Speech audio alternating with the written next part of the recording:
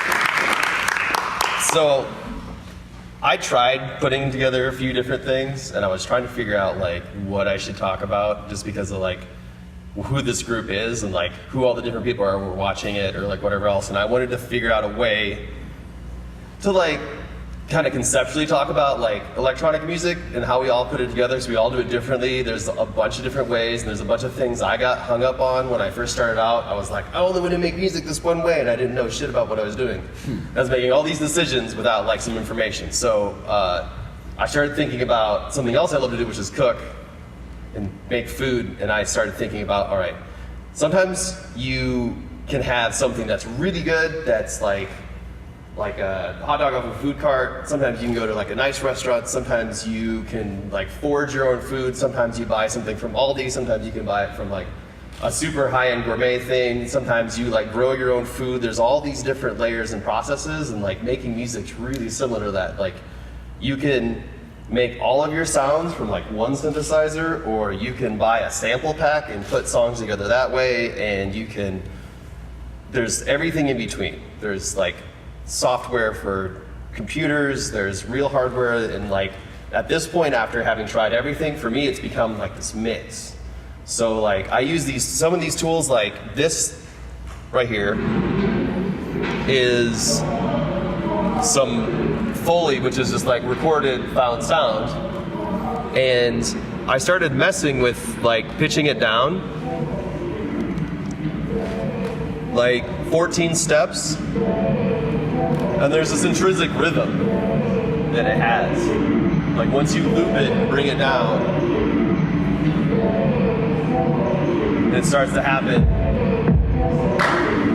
And so then there's this rhythmic conversation between like a beat that I actually made and like this piece of found audio. And then this main chord progression for the song is actually a chord that someone recorded on a synthesizer, and I just grabbed that chord and used the computer software to actually play different notes and say like, take that chord, transpose it up, transpose it down, and using, instead of having one note when I push a key, having like 3 notes, and it allows you to create these certain types of progressions.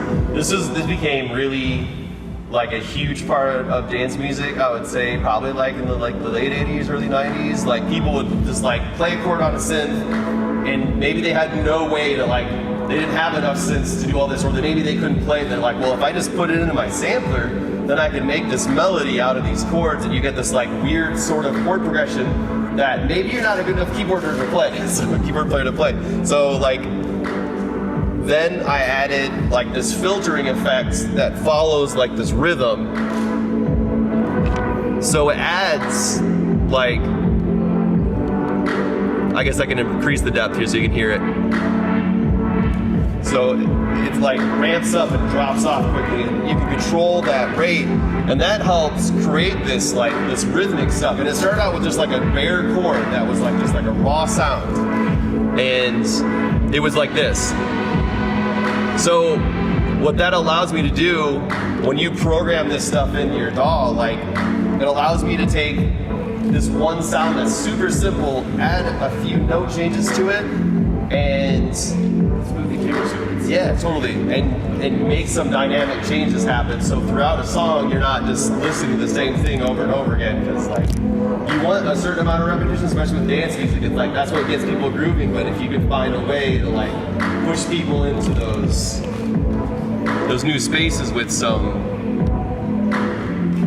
just like a little bit of change, it keeps people's brains active. So I added that in. That was something that I found, but then I manipulated, and then I programmed in a couple different drum beats to layer things in. This main thing is just some really nice fuzzy deep sounds with like a little bit of like noise in all the drum sounds. And then I had a drum synth, which is actually like synthesis used to make drum sounds. So there's like a little FM voice that's kind of similar to something like this for each sound, and you can kind of program it and change, and it allows you to get like some weirdness within your song, so you're not just stuck with these like regular beat, like you get these other tones, and it makes you get these like alternate melodies, and almost because they're atonal, like you're not as limited. Like when you have a strict note and it's like that's a B, your brain goes to like that's a B, that's not perfect, that needs to go with this. But this allows you to kind of like some of these weird noises you hear in techno and trap and hip hop and all kinds of stuff now. And I kind of like pushing those together. Which VST is that? It's just what's in Ableton. It's the drum synth FM percussion. It's super good. They added it in, I think, Ableton 10. Okay. It's just called FM percussion. It's just like there was just like a bunch of Max drum kits that they put in, cool. And they sound freaking awesome. And you can just go into each sound, and instead of having like, it'll start out as what they call a snare, which is terrible, but it's great because it's not a snare at all. And you can just like goof off with it until you get the sound that you want. So that's kind of what I did, because I was like, well, I have these like really stock, basic, normal tones, and like what can I do to kind of like juxtapose those two things together? Because like that's, for me at least, when I'm making music, that's what makes me the happiest. Like when I can find something that's super candy and then take something super weird and like smash them together, so that way maybe you get a little bit more interest, I guess. So, and this Mopho, this synthesizer was the first analog synth that I bought, and like Comtrue's used it for like that whole first album of his. It's super deep. You can do everything that you would need an analog monosynth to do with this thing, and people sell them for stupid cheap for what it is. Like it's like all metal and wood sides and stuff, but it's cool because like that's where I changed the envelope on this. Look at that version that's like without the kit in it.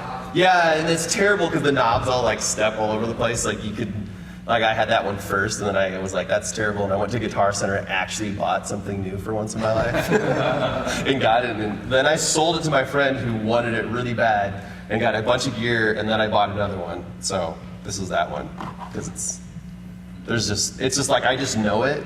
And I feel like there's something to that, like it's really easy to get caught up in like what's the new gear, whatever else, and just like get something and just hold on to it for as long as you can and just know it. Because it doesn't even matter like what's the best keyboard. It's like the best keyboard is the one that you hold on to for a long time and just know what it does.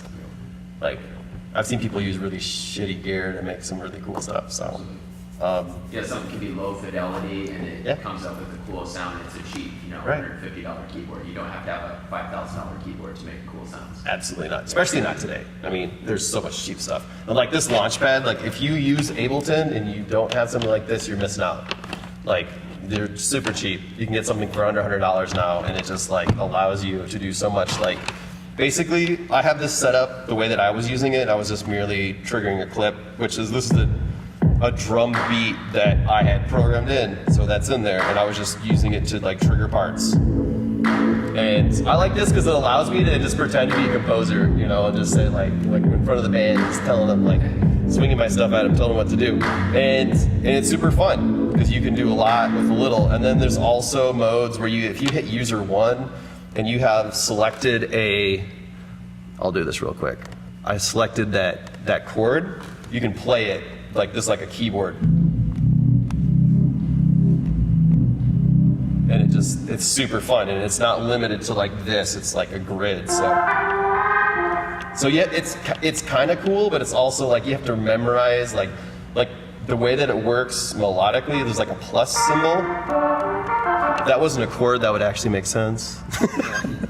But like there's like patterns on it, and you get used to it. It's super cool. I don't know if anybody has any. Is that also like velocity? Like I know. It's this one's not. If you buy the Launchpad Pro, it is. Yeah, I know the push has velocity. The push is amazing. Oh, Like that's like yeah. I had the first one, and I was like, oh, by the second one, and I just never did, and I just always use this thing. But What's the price jump if you go up to the push 2 is like $750, $800, and you can buy a push 1 used all day long for like $250. So it's like. And they're great. Yeah, that's kind of like, because you have like a little screen, so like if you don't want to look at your computer, you can do Ableton stuff. Well, it is just like that. With how many like different layers and envelopes you can put on that, it's Yeah. and with how limited it looks, and you still got Yeah. 14 different mapping you can utilize to sell it to a lot of these that first one. Right. I like it for the drum sequencing more than anything. Like just putting in drum beats with it is like It's humanizing too, as opposed to a lot of gear where you're just sitting there. Totally. You know, it actually is reacting to see exactly how hard you're pushing, where you're pushing at. Totally. It gives it more of a human overcome, as opposed to a lot of stuff when you're sequencing drums, just like within Ableton itself, it's very right.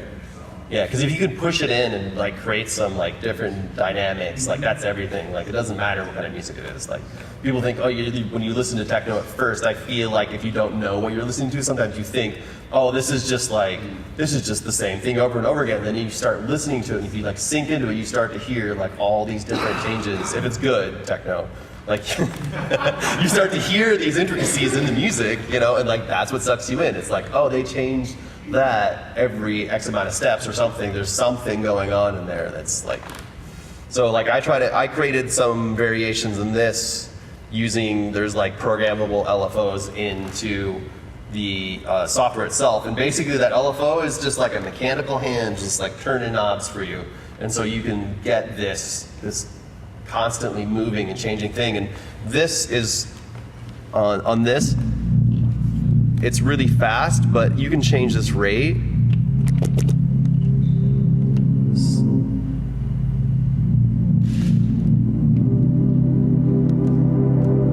So it's just like super, super, super, super slow. And like that's where LFOs get interesting to me, at least. Because like if you, like when I was watching you program that, I was just like, man, if you put like a super slow LFO on like the rate that something else is triggering, and then like all these other things like slowly build into something else, like that's where synthesizers get really cool. Like this thing, you can take the LFO and send it to just about anything, and that's kind of fun, because you could say, I even have a sound here. Let's turn it up that way.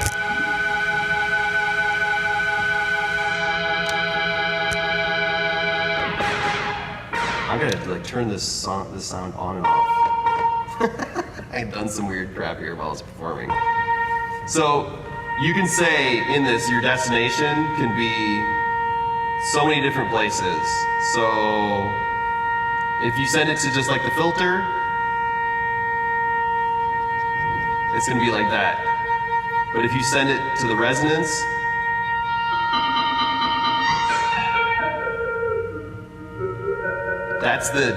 that's the filter turning into an oscillator, and you can get crazy with it. And that's the VCA level. So like when he was describing this, like on a synthesizer, you've got an amplifier which just amplifies the sound, and then you get the filter. So like you can, that's why this sounds different. Like the filter is kind of doing some differences, but like when you hit the amplitude, is just how loud it is. But it's kind of infinite what you can do, where it's You gonna. have a tremolo effect. It's a tremolo effect versus like a phaser. Yeah. I guess is the best way to describe it. Yeah. But yeah, I don't know. Does anyone else? Anything? Cool.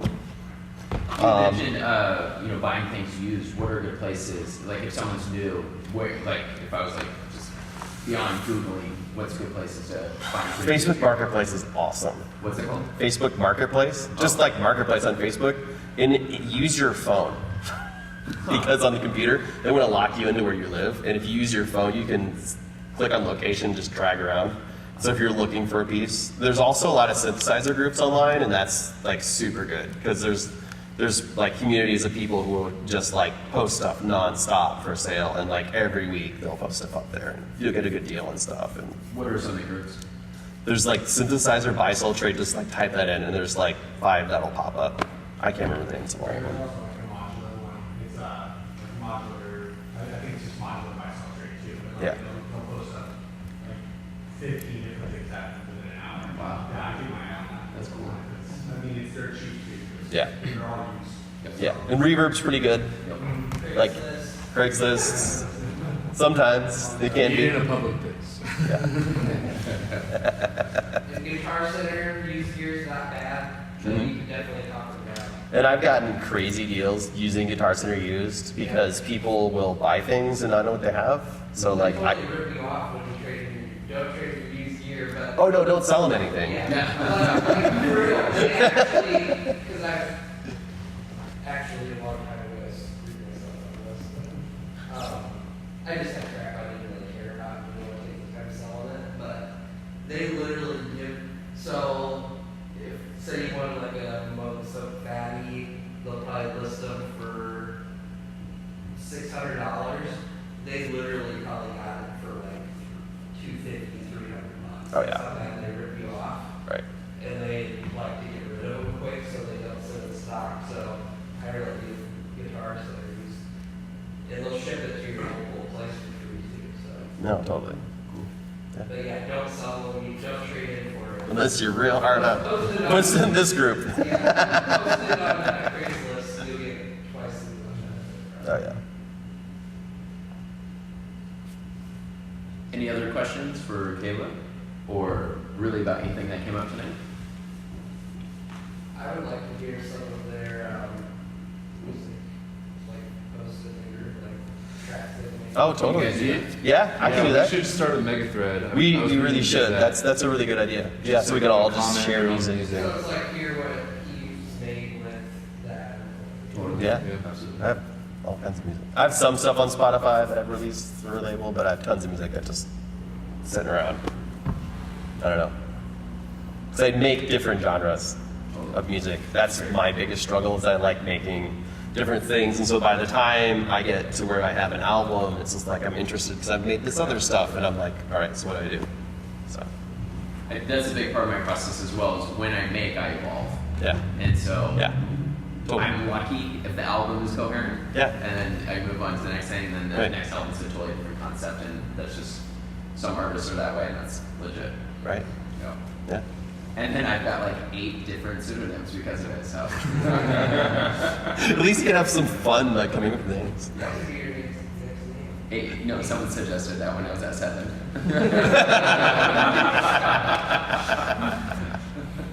That's great. Kind of ironic. Yeah. Well, let's thank Caleb.